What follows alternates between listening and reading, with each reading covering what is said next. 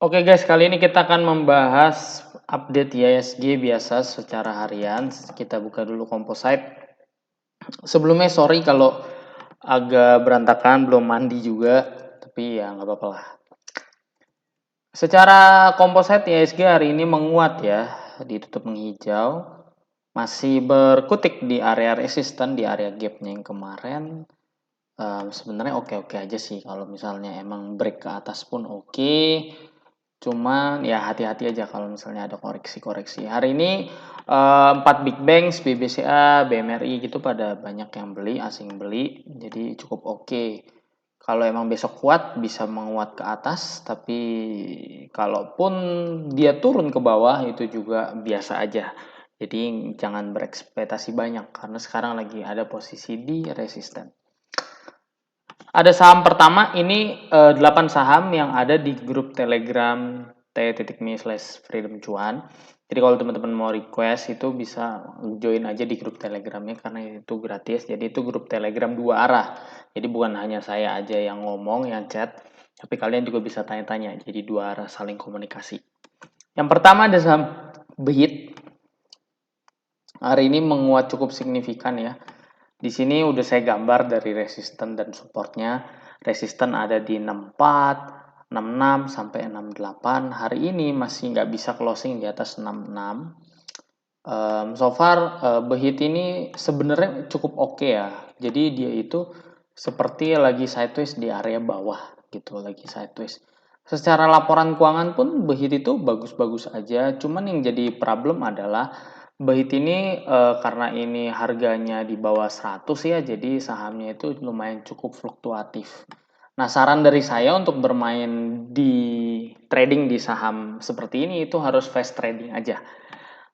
Jadi kalau misalnya udah cuan 5%, 10%, mending di taking profit dulu aja.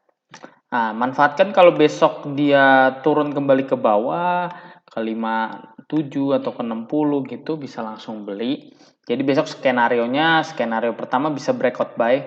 Kalau dia breakout 67 bisa buy atau buy on weakness kalau dia turun ke 60, 59 gitu. Batasi resiko kalau dia closing di 57 atau 58 karena itu ada potensi untuk dia balik lagi ke 53 atau bahkan 50. Next ada RALS yang baru bagi dividen. Jadi kemarin bagi dividen turun cukup signifikan dari area atas, dari sini ring turun. Sekarang udah mulai menarik RALS itu. Sebenarnya so far dia masih di box ini aja sih, gak kemana-mana, sideways di area situ. Ini masih area buy ya. Jadi 600 sampai 645 tuh area buy yang cukup oke, cukup good.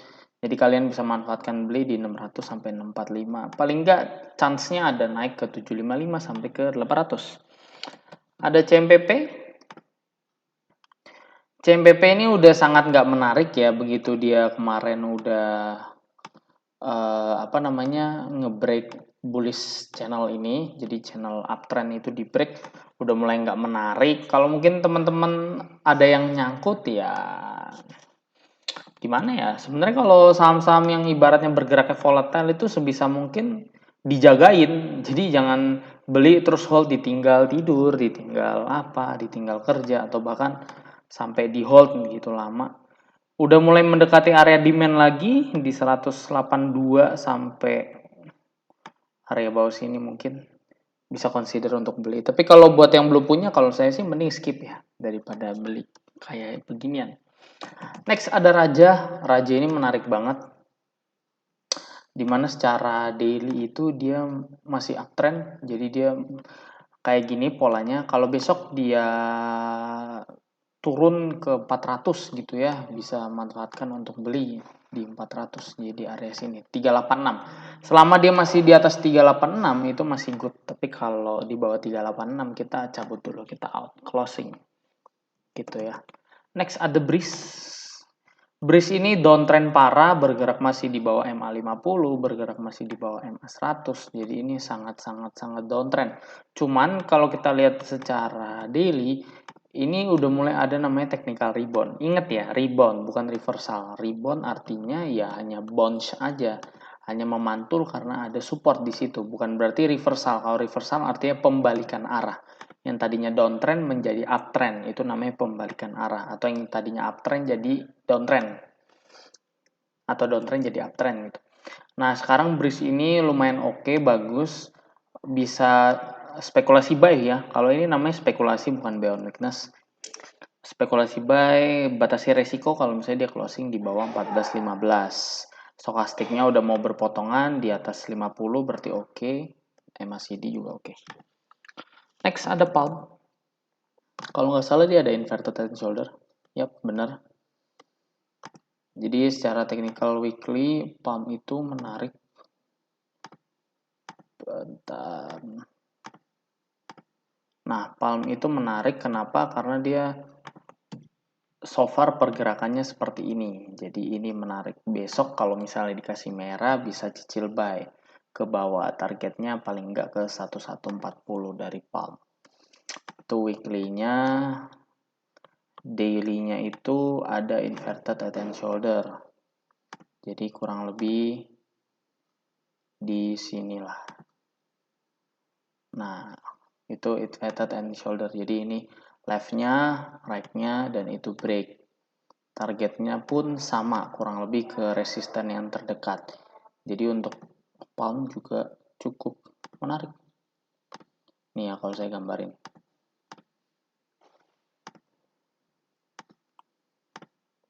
Nah, so far kayak gitu. Next, ada Goto. Goto ini pergerakannya cukup aneh sebenarnya. Agak berisiko sih. Kalau beli besok, candlenya kayak gitu kurang menarik. Di sini juga ada resisten.